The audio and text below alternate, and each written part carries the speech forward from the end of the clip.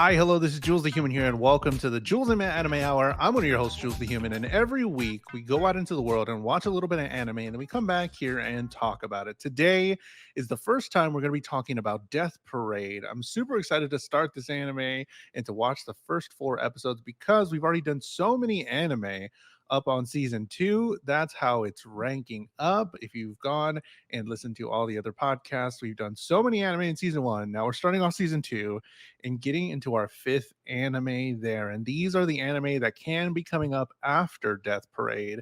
Some of them are submitted by me and Matt, but most of them are submitted by you, the viewers. And you can do that by giving us a $5 super chat on YouTube, or you can give us a 500, I already forgot how to say it, 500 bits on Twitch. YouTube for sure. 500 bits on Twitch, or a $5 super chat on YouTube. We can get you one brought up there on the anime chest, and we have to watch it, or else I don't go on these anime journeys alone. I go with my co-host Matt Galley. Matt, how are you doing this week? I'm doing great. This anime has fascinated me. I'm very It's excited interesting. I'm very excited to kind of talk about it, keep our dissections going because this one has a lot that it kind of like puts down on the table. And I think I'm picking all of it up so far, but I would definitely want to know your thoughts on it. Yeah, because there's a lot of place for like speculation, right? Because we don't know anything about it. We don't really know a lot of what's going on, because they're keeping us in the dark. And in some of these episodes, they do intentionally keep us in the dark with one of the characters that doesn't know as well what's going on. But we'll get into that for sure. Hello to everybody watching live: CZ Thorn, Rose, Cosmo, uh, Kendra. Thanks for joining on YouTube. You can watch these live on YouTube. Claire, appreciate y'all sticking out here and coming by. Let's get into it because I do want to Yeah. start talking Death Parade and give you my theories about what's going on. So, episode 1, Death Parade. Also, if anybody's watched it live or watched the show, let us know if you watched the anime, if you watched it all the way through, if you only watching along with us. Let us know. I want to know where you're at on this anime. But episode 1, Death 7 Darts. What happens in this episode? We are introduced to the Quinn Decim, hosted by Decim. This bar judges souls on whether they should go to heaven or hell in a game where their lives are at stake. In this first episode, we see a newlywed couple turn against each other in a game of darts where the board is linked to their nervous system. The two have their dark sides revealed as secrets they were withholding come to light as the game progresses, and they regain their memories before being sent off to their respective judgments. Whew. So this let's talk about the intro song The and intro. intro, that's one of the best intros ever, man. Oh my god. Really, you liked it that much? Yeah, I like it that much. Wow, it is very cool. It's pretty good. It's super catchy. Like the visuals have a lot of flair and excitement to them. See, I don't Um, know if it's just because we're coming off a Tower of God that I'm like, "Oh, this is dope." maybe. So I'm reserving my thoughts about it until probably next time we talk about it, but for right now, I'm digging it. I'm like, "Yo, this is jamming." We got introduction to characters, but we still haven't met most of the characters that are in the intro. Um, Songs vibes, the characters are really interesting, they're really silly and stuff like that. So I really like the intro as well. It is definitely good. So we have this like a very good first episode. I know I like to talk about episode 1 as okay, are we going to continue watching? This is kind of the bar here because a lot of people stop at episode 1, a lot of people Yeah. stop at episode 3 for animes.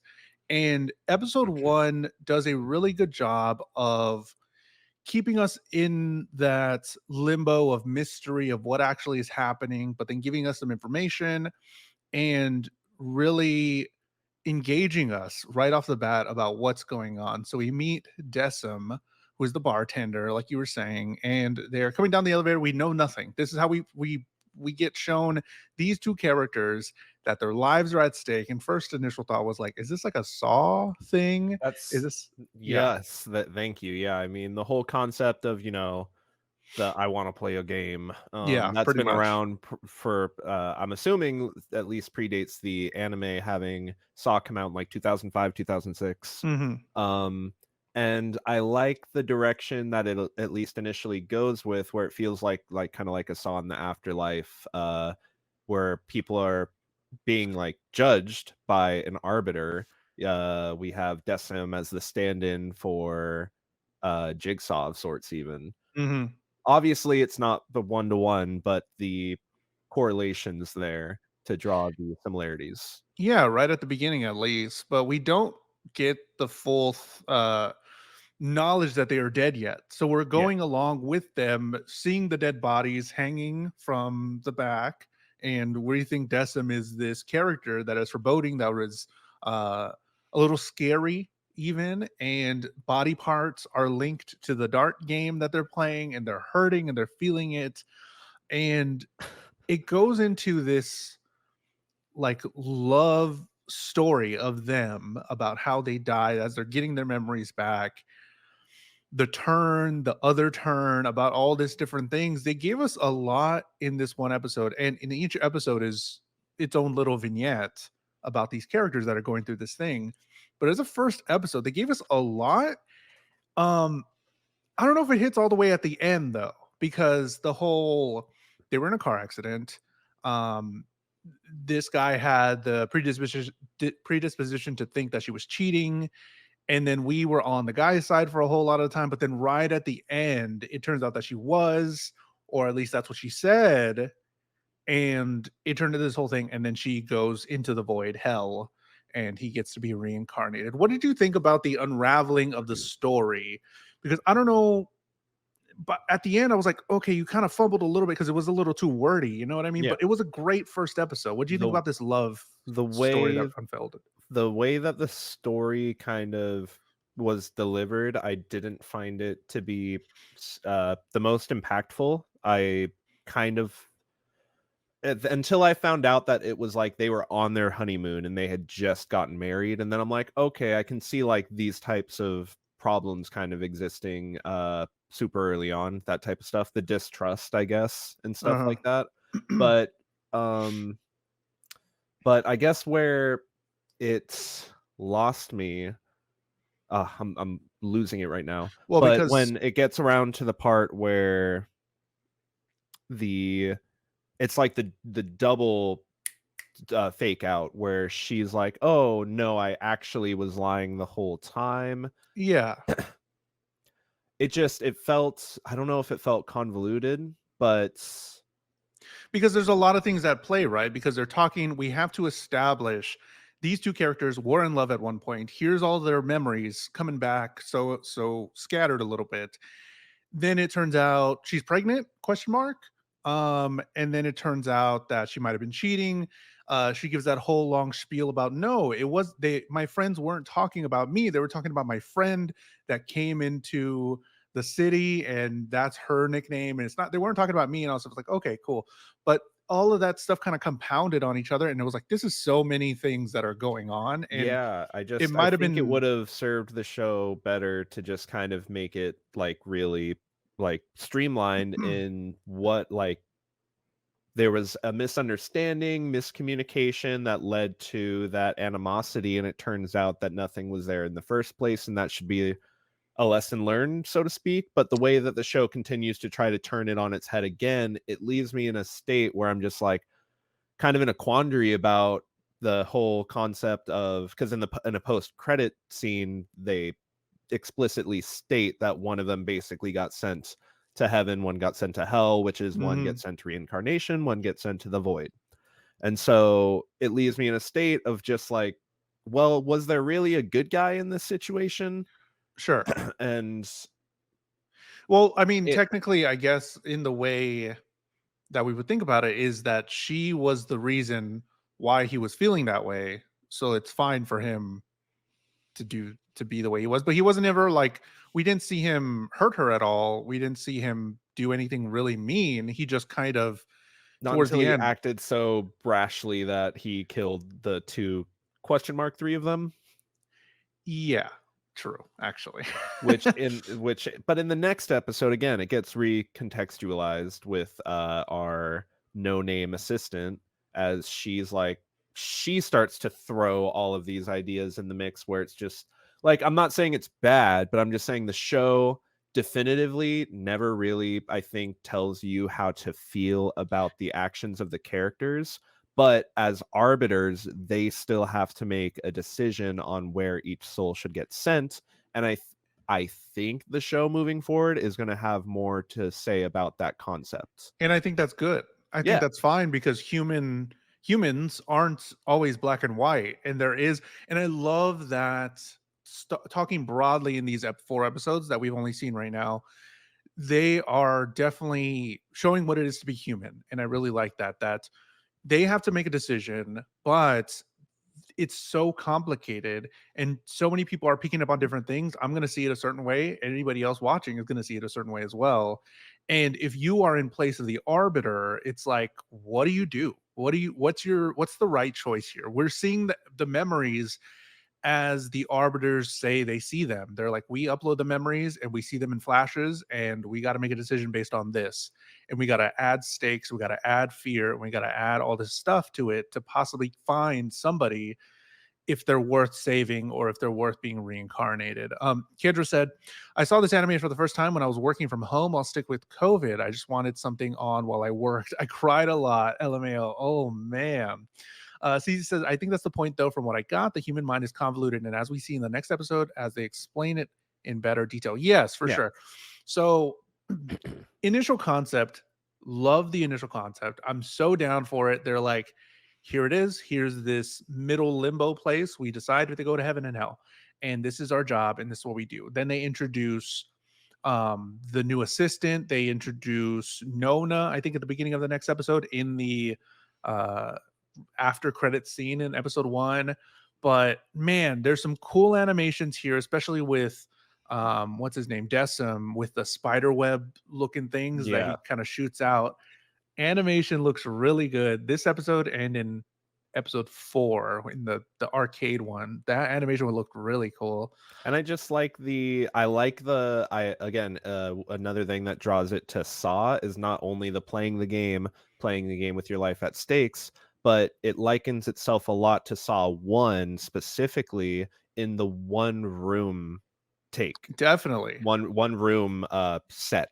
Yeah, It's you got the bar, you got the little game area, and that is it. and I And it's like it. all about the character interactions and the Yeah. dialogue that's playing out between these characters that's going to make or break whether or not you like this show. Sure, there's a game and it's got some cool visual, neat twists and ideas to it, but the game is not the uh the actual, point. Whereas in something like, I feel like a Rampa, a lot of the appeal of that is the detective case and the coinciding trial that happened. It was like Yeah. all these things happening in sequence that give different juxtapositions to the event. But in here, it's just kind of like this one idea playing out.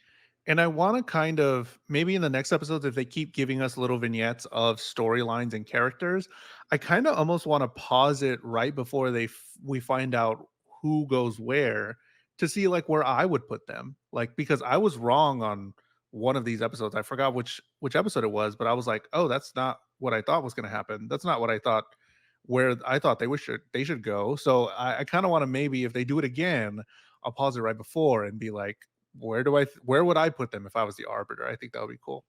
CZ said, as I watched it, I see your point in the game reveal feeling very Danganronpa-esque.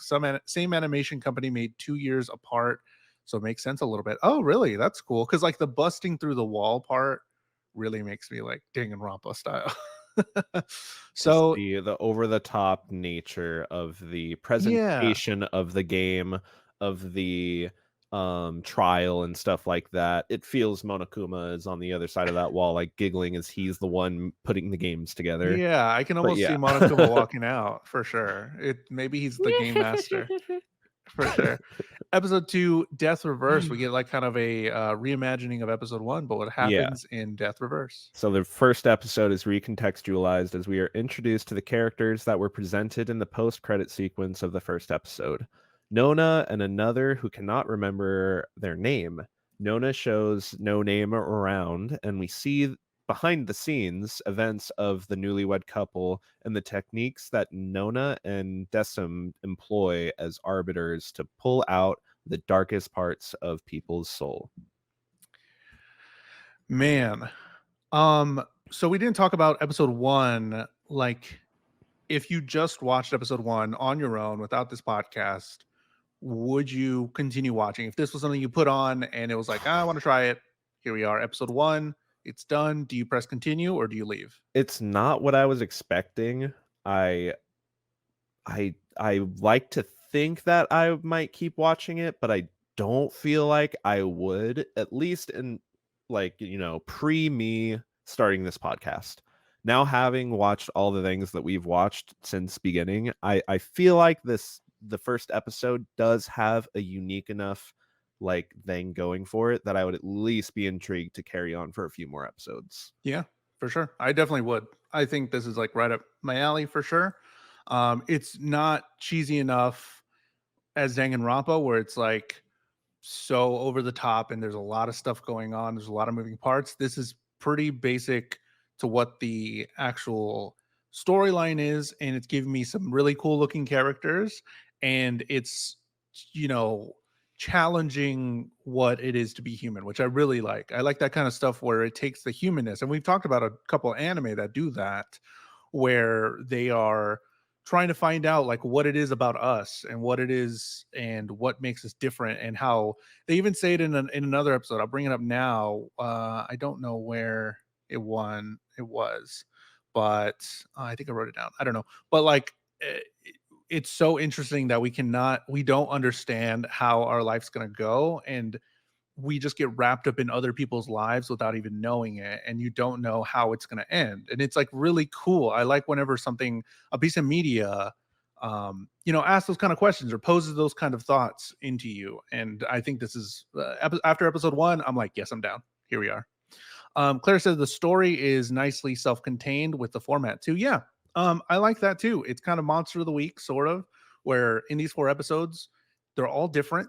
There's a bunch of The different game's always characters. different, yeah. Themes are always different. Keeps it The interesting. reveals are always different, and that's what's getting I think that's as we move into episode 3 and episode 4, that idea of, "Oh, there's gonna be twists and turns that I'm not expecting that are going to lead to, unique conclusions," where by the time we reach the final elevator again, it's like it's like a little game, like, am I gonna be right on who I think is going where, I predict? Yeah, for sure. Spooky. You changed your name. Spooky agreed. I can cringe easily at things, which is why I get put off from a lot of anime.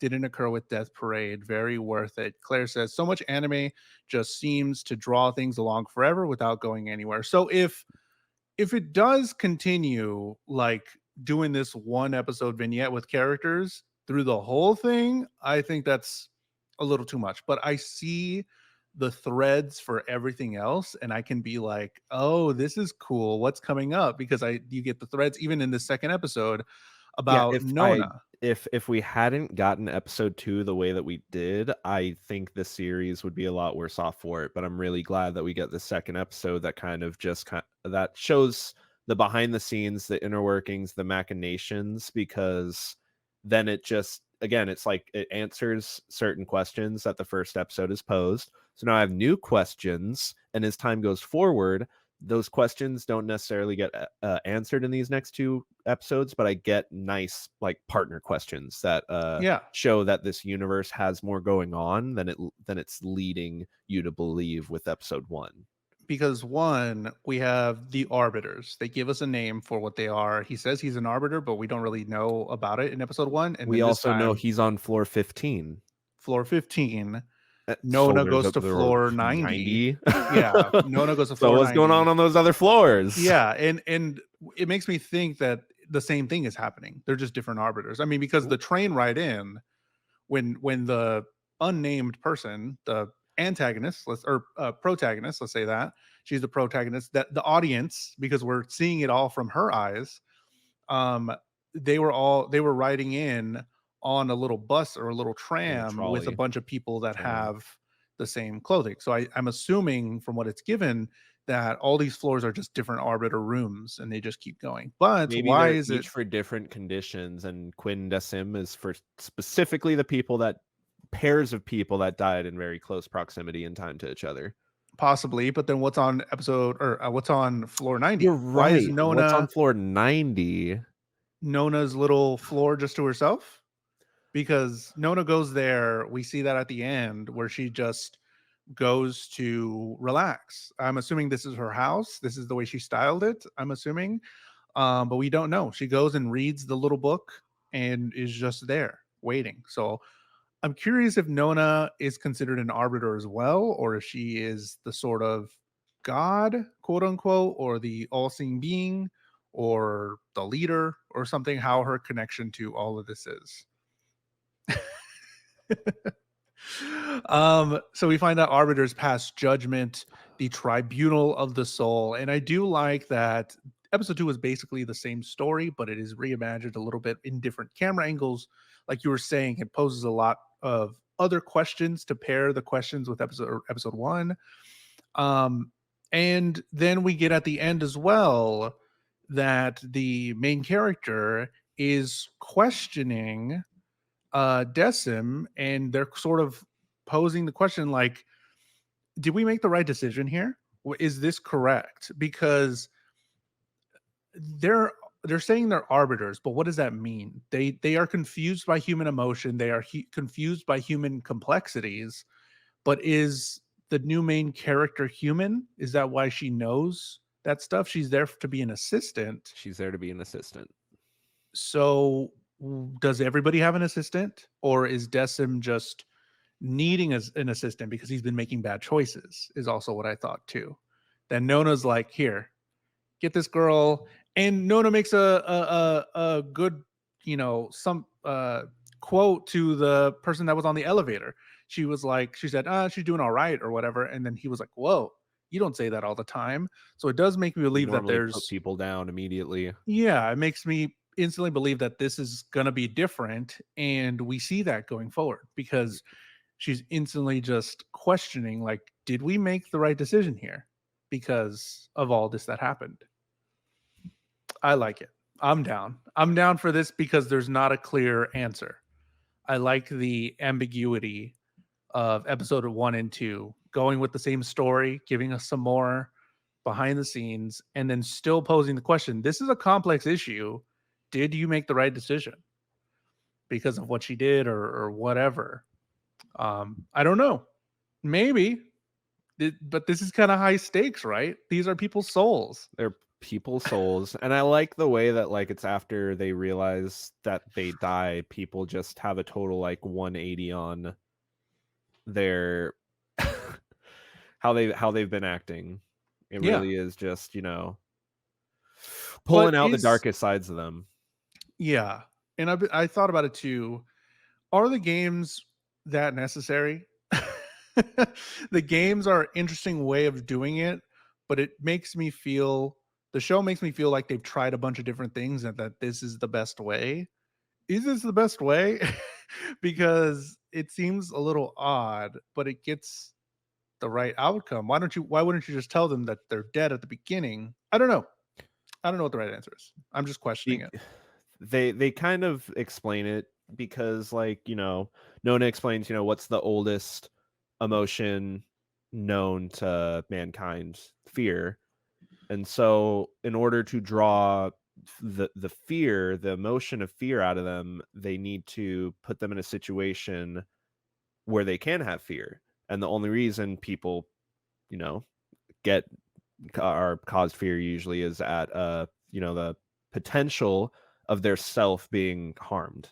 Mhm. And once you get people put under those strenuous conditions, like Decim goes on to say later, it draws out a part of them that's more animalistic than they've, like, What they would have experienced shown. before. Yeah, than what they would have shown otherwise. And I think it's not how they've acted in life that matters when they're being judged.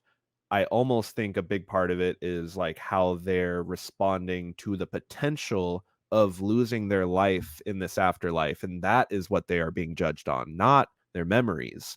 But as their memories get brought to the forefront, it's Well, hold that thought because I think sure, yeah, on episode sorry. 4, That's episode 4 throws me for a loop. yeah, that's what I'm saying, 'cause that was the one that where I did not think that's what it should have been. Spooky says, "I was surprised by the tremendous desperation that comes out in a lot of the people when playing." Very true. CZ said, "Give me an anime series that's basically set in the office and the arbiters just ask questions. That'd be fun." But yeah, the desperation. I mean, how would you react if you were being told that you're playing for your life, Yeah. then you're already in this emotional state of like, oh my god, I'm gonna die, and then at the end of the whole game, you get the revelation that you are already dead. And I don't know how I would act. I mean, I would probably just feel somber, but then also like, what is this even? What Well, are we doing here? I think that's what episode 1 immediately kind of gives us, is that everybody is gonna react differently to that Hmm. information, where the guy started to kind of freak out, having known that he and then remembering, knowing that he was the one that caused that accident, Hmm. killing his wife and his potential child. But like the assistant points out, she believes that the wife only said all those things to him to try to decrease the amount of guilt that he felt for having do that, and so And she almost accepted it immediately in that moment and moved to protect him. And that might have been something that I would have done too. Like, I thought about it and I immediately thought about that. I was like, she's just saying that so he wouldn't, feel these ways and he can continue hating her or whatever and, go about his day and feel peace, a sort of peace. And that would be me looking out for the other person. And it's so complex. It's so cool that we take episode 2 to reanalyze it a little bit, to like take it in a little bit more because it was so dense on episode 1 alone, but then having these 2 episodes to actually figure out how these emotions work, I really like that. And kind of give that, context that, hey, a lot of these things that Decim was doing was kind of like, soft setups. And I'm saying something without, saying the second part. I'm saying we're deciding so that people are going to go to heaven and hell. I'm not saying that one of you is going to heaven, one of you is going to hell, Yeah, and stuff like because that. I that's like really, that aspect of it, yeah, where definitely. it's all about the loopholes with this guy. Mhm. CZ says fear brings out a person's true nature. Very true. We have episode 3, Rolling Ballad. Rolling Ballad. What happens in episode 3? Another pair arrive at Quindecim for judgment, this time a pair that doesn't recognize each other. They are made to play a game of bowling, again with their lives at stake. Tensions grow as the characters start to remember knowing each other in their lives before death. Then, staking a date on the win, it is revealed that one of them underwent plastic surgery in their youth to look alike the childhood crush of the other person. Pretty sure I got that right. Yeah, I think so. I think they didn't really go into it. At first, I thought it was something like the girl that was there with them had previously been the, you know, other sex, as, they That's were where I friends thought this together. episode was going. I Yeah, but very much thought it was going that it direction, had that but it feeling. doesn't, and it felt a bit confusing that it didn't, because I was so mentally sold on the the fact that it, Yeah, so be it kind of felt like a fake out in a weird way, yeah, but because that probably would I'm have made still more fine with the sense. episode. It was still sweet. Yeah. It was still a nice Um, episode. New people at the bar, we have assisting. The interesting part of bowling with each other's hearts was very I cool. didn't like the imagery at one point, though. No, dude, that guy got so weird about being in her heart. I was like, "Bro, chill." Chill. I thought he was gonna turn out to be like some kind of murderer. That's So what I I mean. I thought it instantly, was gonna be to, like, I thought it was gonna end up being that one of them, like, had, like, SA'd the other in the past or something. Like, I thought it was really gonna, like, go down a negative direction, But I do like how this episode shows that it doesn't always have to be one person is in the right and one person was, like, completely in the wrong. It No, can and they don't have This to is tell like a us that. happy ending of sorts, even though they're both dead.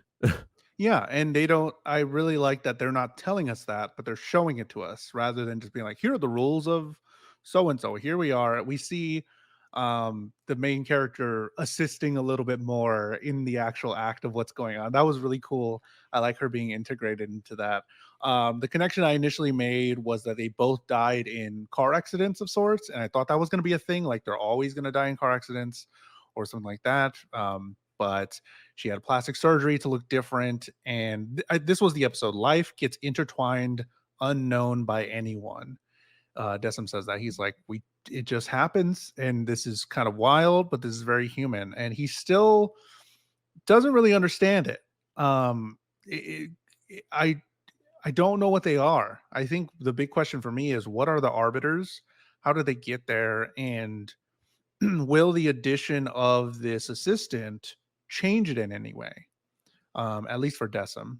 But I did like this. I did like this episode. Not a whole lot because I mean it's pretty basic about Yeah, for episode once three. now we kinda have the format set, so it's more gonna be about, those character interactions playing out rather than the overhead of what's actually going on, I feel like, and the show is just gonna kind of go about posing all of these different relationships and situations and have us come to our own kind of, like, conclusions and assessments on it, but I think that now with the introduction of the assistant that Decim is going to just have this way of thinking that he has set challenged.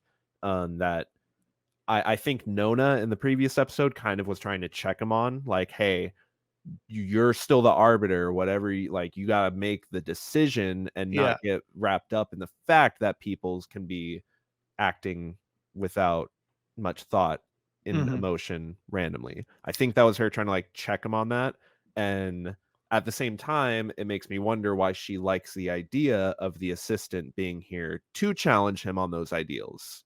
For sure. Another thing I really like, talking about the games specifically, because now in episode three, we've talked about three games, or two games that are very different, but Uh, back in episode 2, I thought about it quite a bit, and then now going into episode 3, how these humans interact with each other and how they decide to play the game. Because in episode 1, we saw, and we don't get really like uh, a definite answer about whether he threw the dart on purpose so that he can win or that he did it on accident, like he said. But it was implied by the human instinct, by us, that we know, like, oh, we know what you're thinking. And this makes a lot of sense. But the idea that they don't have to play the game really the way that it's set up, I like that openness. It does feel more like a saw trap because it's like, here it is. We're laying it out in front of you. You can follow this. Kind of sucks, Yeah, or you can figure something out. There may be something out. There may be another way out from death. And because again, um, it's I believe their actions here that matter more on their judgment path rather than their actions in real life. At least up to episode 3, that's what I believe. Again, episode 4 makes me question that, but it really feels that way to me. because they give the game, and then after a certain amount of time, it does seem like they're introducing new stimuli, new memories. And it's like, okay, how do you act now? Are you going to keep playing the game like you've been playing it? Or are you going to change the way you're playing? Or are you going to get rid of it? Or are you going to try and hurt the other player? Or there's like, when I'm thinking about it, I'm like, there's so many ways that these characters can act in this one situation of this presenting of a game. Here it is, you win, you lose, you die, you don't, whatever.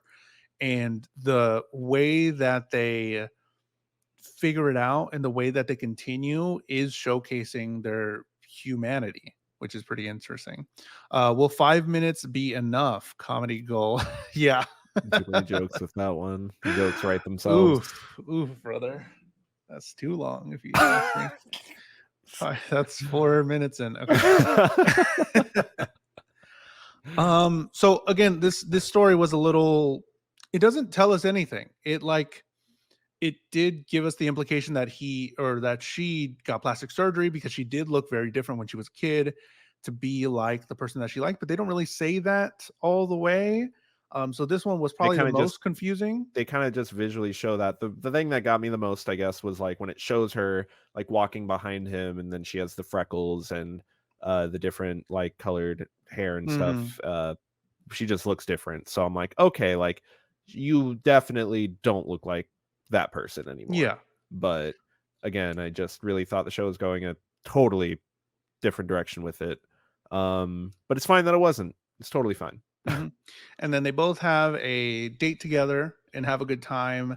I did feel like in episode 3, like we're already getting those emotions, like of sadness, of whatever it was, because it's like, oh man, these people are already dead. They're coming to terms with it. And oh buddy, like this kind of sucks. Or it doesn't. We don't know how they're gonna be placed. CZ says it sets up the idea that all of these are going to be doom and gloom. We get a happy ending, Yeah. polar opposite to the previous duo. Yes, but That these aren't going to be. Yeah. Decim still alludes to the fact that, like, hey, because not everything is as it seems right now, this might not go very well. The Yeah. potential was there for the opposite, and I did like that tension, and it felt believable. Like, it was never like, why is he, like, acting rude all of a sudden? It's just, "Oh, I can feel his heartbeat getting, like, pounding. Why is he nervous? Like, what's going on?" And, you Hmm. just feel a tenseness over something building, but the release is just the fact that, yeah, they want to have a date with each other, basically. Episode 4, Death Arcade, the one that threw us for a loop a little bit. What happens in episode 4? So, an actress and an otaku both arrive as the next ones to play a game, with the actress convinced they're taking part in a hidden camera show, so they reluctantly accept to play. This time, the game being a tournament fighter, with both of their likenesses being the only characters they're able to select. Decim uses different tactics in an attempt to bring out the darker sides of their soul, with the new assistant questioning his tactics along the way. The actress eventually breaks down and begins to smash her opponent into the arcade machine before Decim insists that they finish, with the fight ending in a draw. He tells them they've both done well as he sends them to their respective fates. Ooh, buddy. Um, this was interesting because it doesn't seem like they had any connection to each Yeah, other. the first Um, time, Yeah, for the first time. I seemingly. mean, it is confirmed that they did not have any connection to how they died together. They just died at the same time. Um, so I noticed, and he makes a big deal about this device that is used for judgment, and it was used to pop the joystick off, which was pretty funny. That I was like, okay, what is this device here? And then it's like, poop, it just pops off. But it also shows again like the different ways people will react, and I really like that all these characters are very unique in each situation, that they aren't acting the same way. They're all coming from a different place in their life, and they are acting how they would if they were in real life. Like this lady that was on TV a whole lot, she thinks it's a reality show or something like that. And this guy is just kind of whatever, going along with it. But we have some memories from them, both of them, that she was hurt quite a bit in her life and she had a rough childhood. Or yes, she was hurt and he had a rough childhood. So it's kind of, not gonna lie, this episode made me cry. I don't know. I honestly, Third yeah, episode made me maybe. cry. It was just because, probably because of the girl in this episode, that it was just like a rough, and they really lay into the rough side, and it makes sense how she's acting and how she acted towards her kids and things like that. So we can even like dive into these characters by themselves, because I think she has a really interesting storyline, because that's her upbringing and the way she lived her life made her a certain way, that now she has money, she's on TV and all this stuff, but she still acts a certain way to people that are beneath her, because that's the way she was treated and she'd been hurt for so long, and then she had all these kids and things like that. So it is bringing in some really interesting characters to the table in a space that stays the same, and it feels fine. Like it feels familiar, even though that we're getting new characters every episode. It feels familiar because it is back in the bar. It is with Decim, and I really like it. It's super dope. This episode was pretty hard to watch at times because of the subject matters it deals with on both ends for both characters. There's uh there's a lot of a lot of mixed feelings that I have again with like how the final decision of the Arbiter comes down, sending one of them to reincarnation, the other into the void. But again, it brings back around, it loops back into that question of is Decim like, is he always making the right choice? Can the arbiters be Wrong. wrong? And it's it's hard to say because of the way that she acted. It's almost as if, a reap what you sow situation, but again, there's very few things that justify taking the life of another person. I think, So, yeah, I didn't cry, but my jaw did drop yeah. at the end because, Yeah. like, her Decim should have seen that the extremes that she went to, and she even gives a whole monologue about it, how she's doing it for her kids. She needs to get back to her kids. And okay, maybe I did cry actually. I think I remember now. I was tearing up for sure whenever, oh, hold on. Yeah. When they're doing their ultimates in the game and her kids are helping her. Her kids are there. She's like, "Oh, my little child right there on him." And then we get more information about him, how his stepmother, bro, just wanted him to call her mother, and he was just too depressed to even give her that. And he didn't understand it in the moment why he did that.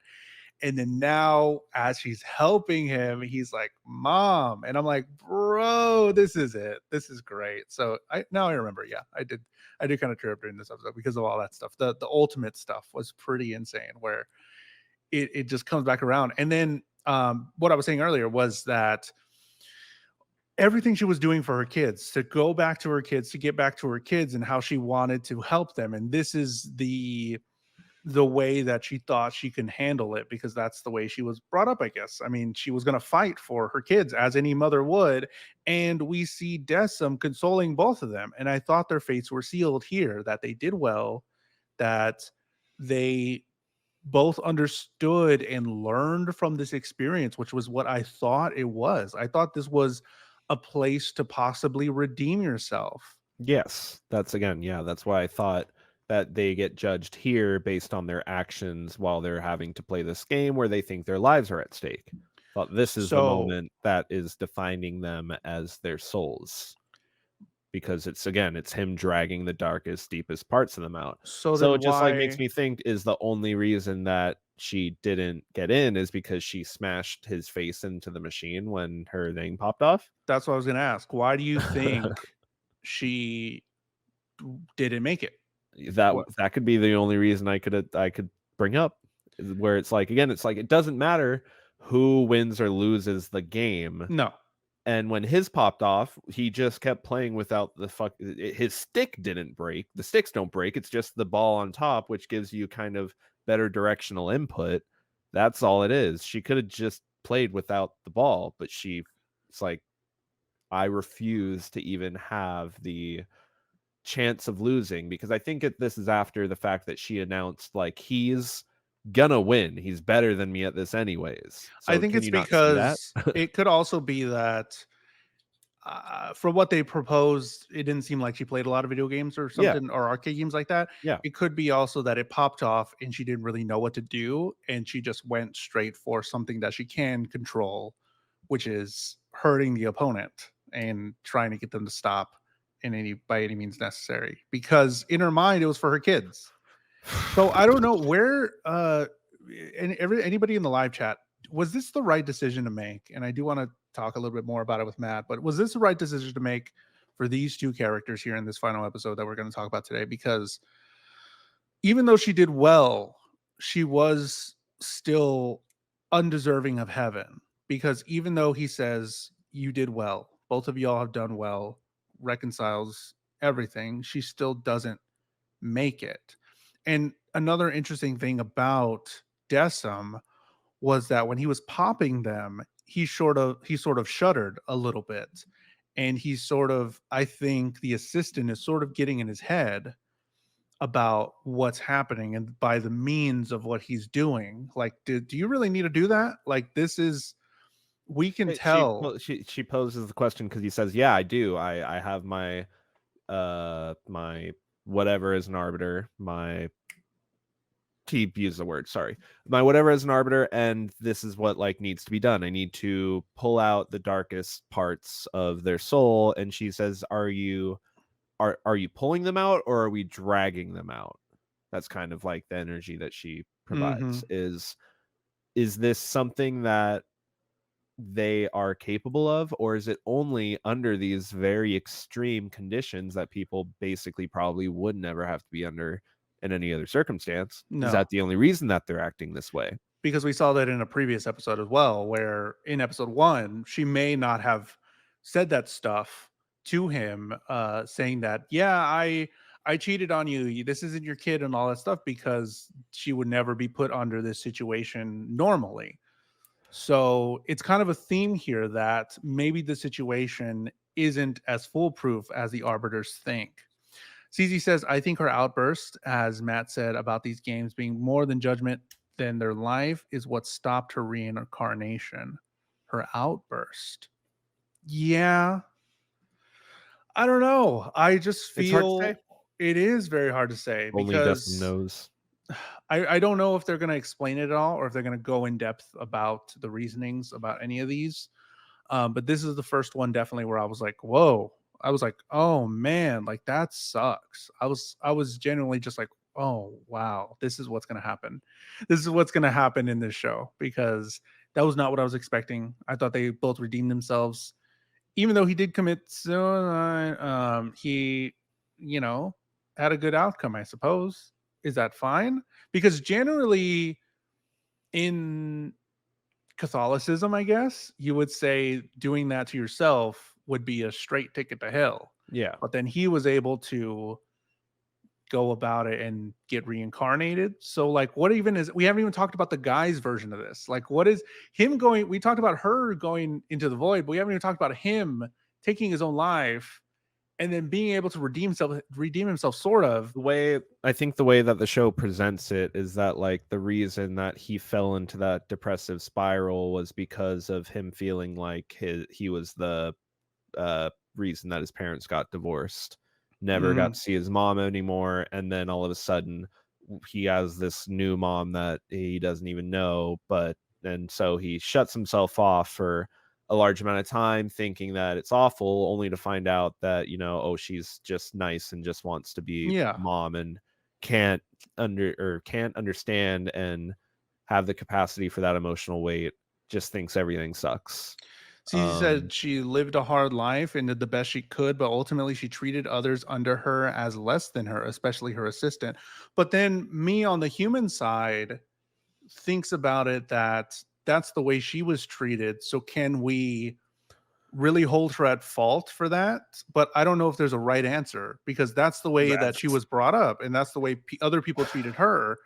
So maybe it in feels, in a way, I feel like this that what you just said at its very core is just kind of like where the show's direction is going is just, I think these questions that these things are posing and these situations that are arising and being presented to us are much more important at their core than the actual outcome of where Decim is deciding to send them. I think yeah, this is more about I think that like to get meta, the show is more about us as viewers getting to have that experience of seeing this happen and definitely. seeing those choices be made and kind of like have those ponders and questions about that those types of things ourselves and like maybe even like draw the questions of whether those types of things are right or wrong at a fundamental level.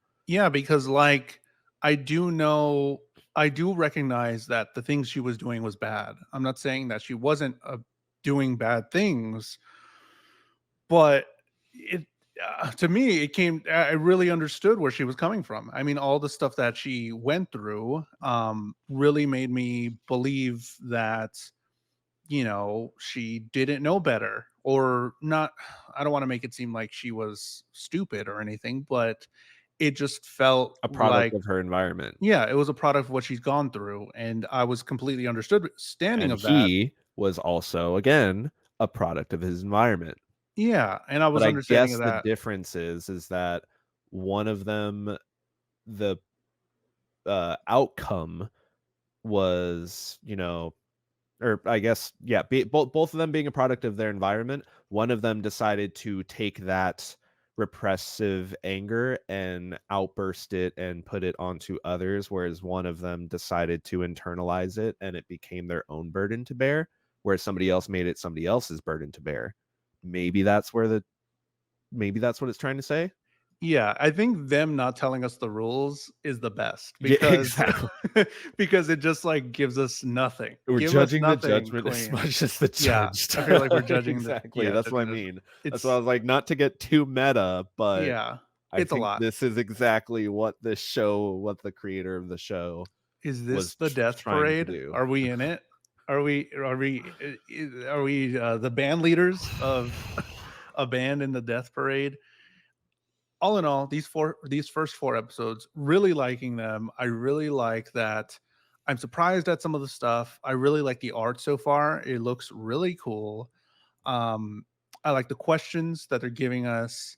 Uh, Monokuma, reveal yourself. Yeah, he's here somewhere. But I'm really enjoying it. I mean, do you want to do maybe like a prediction or some thoughts about going forward? What you think is coming up? I I I can't even begin to wrap my head around, like, where episode 12 might end up. It could be just another vignette and go out with a little or it could be like there's a secret button on the elevator that goes to floor 99 and it's actually the administrative floor and the administrator is actually we Yeah, suddenly turn it into Tower of God. I mean, it could go anywhere with the concept that it's light for out, sure. but I'm having a good time. It's intriguing and exciting at the same time. I found myself very much engaged with like wanting to know with what the next twist, what the next reveal was going to be, and what the outcome withholding the characters at the end of the game is going to be. Like, what context to these characters are we going to get that reveal the relationship between each other? And then by episode 4, we're getting characters that have no relationship to each other. So it could really go anywhere. Yeah. I do think that the crux of the show will be the assistant. And I kind of want to believe that in my like shonen brain, I guess, I want to believe that she's going to be the reason that this whole system changes. That I think she's going to be the catalyst to Decim realizing that what we're doing as arbiters isn't the most complete or the most effective way of doing this sort of thing. And she, because we don't know if she's human, right? We still she just doesn't have any memories, but the only people that we've seen that don't have memories are humans. So I think she's human. I'm gonna But go she with her didn't being arrive on human. like a floor. Like popped up in some garden. Yeah. So I'm going to assume that she's human, and I want her to be human. But I think she's going to be the reason why these things change, and it's going to be the change that we see in this whole arbiter system and deciding what's going on here. Claire says, "I feel like we're going to end up disagreeing with the rules and rejecting them." Yeah, he's going to be like, "Well, it's because they did this one thing." It's like, what? What do you mean? but but this thing happened. But I am not sure if that's not the whole point of the process. It's That's what so I cool. mean. Like I it's like it. I like this. It's not feeling like it's not in they're my face about it. withholding. Yeah, they're withholding information, but it doesn't feel like um, they're being mean about it. They're doing it for a reason for us to draw our own conclusions, and I have faith that they're going to tell us just enough later on. It's not it's like you said, it's the withholding of information by give only giving information. Like, I'm only going to tell you things. The things I tell you are going to provide your own questions. Like, you're going to have questions based on the things I tell you. It's not, oh, do you want to know about this? Yeah, Do you want to know about that? What's at the top of the tower? yeah, I'm pretty much. sorry, I had to say it. Claire says there are potentially a lot of layers here, and given the short length, I don't think it'll get stale. For sure. I mean, Claire, did you enjoy this first 4 episodes? I'm happy that you're watching for sure. Um, I like it. I'm excited for next week to continue watching it. Claire said they did. Let's go. Okay. We got a non. Well, to be fair, Claire didn't like the ones that we rated really low, so that makes sense. So I honestly do feel Yeah. that this is going to be rated a little bit higher on the scales, I have a good but feeling about this one so I have a good far. feeling they could fuck it up. They could fuck it up, but so far, episode 1 through 4, A plus, thumbs up, 2 thumbs ups from here on out. Matt, when you're not in the Quindecim, where can they find you on the internet? You can find me sometimes on my Twitch at Matt_Galley streaming stuff. You could also just follow me over on my socials, add an ITS at the front of it at it's Matt_Galley. When we're not here getting drinkies from Decim, where can the people find you? Claire said something funny. It's like I have standards. Wait, why am I watching you again? You can find me on at JulesTheHuman at JULES the human on all social media. That includes Instagram, Twitter, on Twitch if you want us to follow that. But I'm mostly on YouTube, youtube.com/JulesTheHuman. If you're watching on YouTube, I appreciate it. Hit that like button on this. So my videos can get into the algorithm. I just released a video a little while ago, about an hour ago. There's a short that is releasing at 8 o'clock. I got a bunch of videos, a bunch of lives. Tomorrow night, I'm playing Valorant with my girlfriend, and we're going to be doing some duo stuff. On Friday is my 5-year stream anniversary. So I've been streaming for 5 years, and we're going to be playing some Helldivers on Fridays on here on YouTube. So if you want, come by. Caesar said 1 Dessa margarita. I'ma shake my. He is a cool character. I mean, we didn't really talk about Decim, but I like his vibe. I Yeah. mean, he does seem like generic I bartender. mean, yeah, I was about to say I didn't say it, but I felt pretty attacked when they were like, with Decim, you get 2 things. You get seriousness and good drinks. Nothing else. Oh Another, wait, you get his mannequin hobby. yeah. Like 2 Decim margaritas. I'm gonna put it in. Hey yo. But thank you so much for watching.